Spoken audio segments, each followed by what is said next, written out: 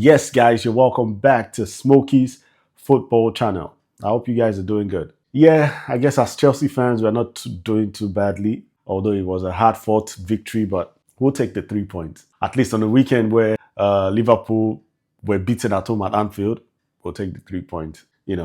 A lot of craziness went on this weekend, and we talked about it. I talked about it in my match review for the game against Bournemouth. And I talked about the Arsenal's match, and I said Arsenal might just, take the win, maybe a 1-0 win or something. And it happened. I also talked about in the review, if you guys remember, I talked about Nkunku and I talked about Sancho. I was stating it, Nkunku is gradually being exiled from the team. I don't know why, because whenever he was brought into the team, he performed well. And I don't know why he's been, left out of the team on consistent basis. I guess it's because of the volume of the squad now. You have so many good players in the team now.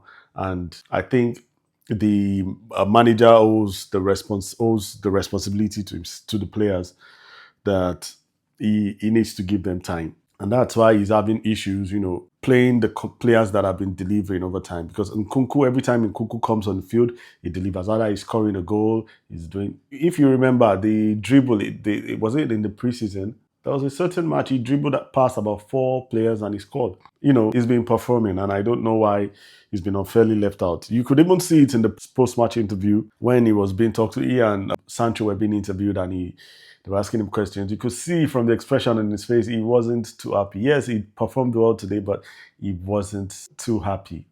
You could see it on his face.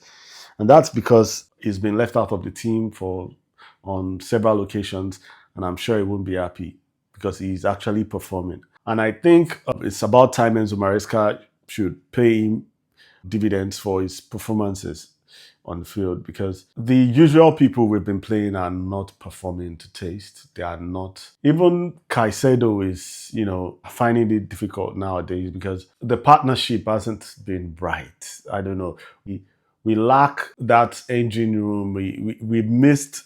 Conor Gallagher has been the engine room over time. His partnership with Caicedo has really helped us. It has helped Cole Palmer to thrive in that middle during the season of Pochettino. And, it has also helped Caicedo. But now the way things are, nobody is giving out that work rate. Nobody is giving out that work rate. Although I must say Renato Vega tried, but he struggled. And I think it's just because this is his first time playing in that position for the team. And it's right for him to struggle. But I believe over time, if he's being played there consistently, he would thrive. I feel the mistake we made was letting Leslie Ugochukwu go, because he is the one that would have played, that role besides Caicedo. Now that Lavia is injured, and now that Enzo Fernandez is not in the team. So I believe Leslie Ugochukwu would have, played that role, because he's played it a couple of times and he's not done too badly. Although he's not been exceptional, but he's not done too badly. So I believe he would have thrived a little bit better than Renato Vega. But the coach has the final say. It wasn't a very good match, I must say. It wasn't one of those best matches that we used to have, but it's expected, because after every international break, teams tend to struggle, to get back on their stride, having left the, usual team they're playing to go and play, especially teams that have a lot of players that went to their international teams to play. They always struggle when they get back to have to find that cohesion immediately. So smaller teams tend to give them a tough time. Okay, look, in the case of Man City, they conceded first, although they had Erling Haaland to thank for those clinical moments that he was able to score the goals. Imagine it was a case of Chelsea playing against that team, and they scored that early goal. It would almost be impossible for us to come back. Why? Because we don't have that clinical man up front. Now, how many teams have that clinical man up front? So it's something that has happened consistently whenever teams come back from international breaks. And, Man City were able to overcome the ordeal, although Brentford is a hard team to beat any day. But even coming back from international break, that cohesion is not as it used to be. So it took them time for them to, get back on their strides. And Brentford took advantage of that in the early minutes, but Erling Haaland helped them back. But here we're not here to talk about Man City or Brentford. We're here to talk about Chelsea. And Chelsea in that match, we had two different halves. The first half, we looked so jittery. We looked like we didn't know what we were doing. But in the second half, I don't know what he told them. You know, they upped the game. They started playing better, like he said in the post-match interview. And one person that actually stands out for Chelsea in that match was the introduction of Sancho. Personally, I have to admit, I've not seen Sancho in this light before. Yeah, I've seen him play for Dortmund. I've seen him play for, I think, played for Man U that I've seen. I saw him play for Dortmund a couple of times, but I never used to rate him that highly. But now seeing him play for my team, I can see his skills. I know what he's made of. The fact that he just needs little space. He walks in very tight spaces. And I must tell you, he's somebody that would have stolen the hearts of the fans, even in those first 45 minutes that he played. He has stolen the hearts of the Chelsea fans. And I'm telling you, he would be the one to always be on that left flank because he played it so well. He even did the assist for Nkunku, which is marvelous. And Nkunku was brilliant for that goal.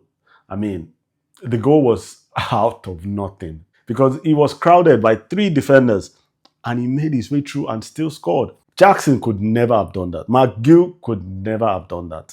It's the strikers that can do stuff like that are very few. So I don't know why putting him on the bench would be justifiable. I don't see it. So I believe Maresca would have come to his senses by now. And at least the next three matches, he needs to bench Jackson and put Nkunku up front. He needs to bench Jackson because I don't see the hunger. He plays well. He has, don't get me wrong, he's a good player in his own ranks, but I don't see the hunger to score. He's not, when he even misses chances, he's not that bad. He doesn't, because he feels like he's the only one in that position. He's the only one, and there is no competition for him in that position. And I think that's why you don't see much hunger from him to want to score goals or lift the team. But Nkunku, you can see the hunger in Nkunku because he's sitting on the bench. And that's what happens to good players. Once you sit players on the bench, the hunger increases when you bring them on, sorry. So I believe Jackson should be benched for a couple of matches and Nkunku should be played up front. And let's see what happens. Let's play Nkunku up front. Madueke for me in this match was weak. And that's not just a function of him as a person.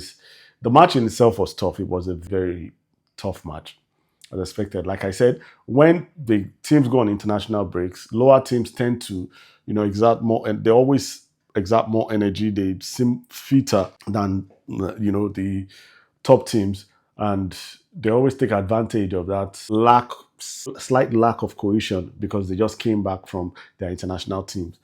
So I guess that's a little bit of what happened to Madueke today because he couldn't just find his rhythm and the marking was really, really tight. Bournemouth marked each player man for man and it was really tough for Chelsea, to find their rhythm in that match. But we found a way, thanks to Nkunku and thanks to Sancho. Yes, but what I would like to say is, moving on from this, the next match we're playing is against West Ham, and I hope we up our game. And also, sorry, I didn't mention, also Sanchez made a superb save today, and he's starting to prove his doubters wrong. He's trying to prove his critics wrong, and I think he's earned his first choice, no questions about it.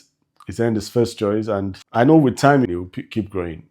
But it's good that players have competition so that they can always look back and not get overconfident, like what I think is happening to what I think happens to Madueke sometimes. Yes, but I like the fact that the coach brought in Yao Felix to replace him, and it would teach him some values to take your chances when you have them.